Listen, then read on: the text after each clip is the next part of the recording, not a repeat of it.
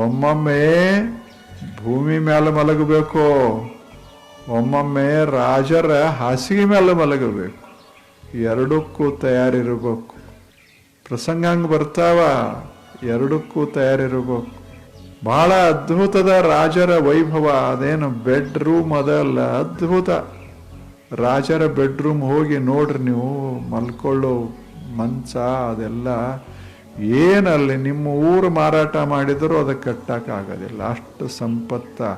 ಅದ ರಾಜ ನಿದ್ರೆನೇ ಇಲ್ಲದೆ ಬಳಲ್ತಿರ್ತಾನೆ. ಅದೇ ರಾಜರ ಮನ್ಯಾಗ ಕಸ ಒಡೆವ ಆರಾಮ್ ಮೂಲ್ಯಾಗ ಮಕ್ಕೊಂಡ ಬಿಟ್ಟಿರ್ತಾನೆ. ಹಾಸಿಗೆ ಮಹತ್ವದ್ದಲ್ಲ, ನಿದ್ರೆ ಮಹತ್ವದ್ದು.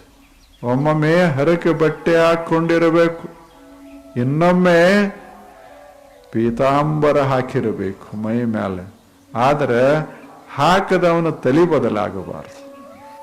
ಅವಾಗೂ ಹಾಗೆ ಇವಾಗೂ ಹಾಗೆ ಇತ್ತು ಅಂದರೆ ಸಂತೋಷ.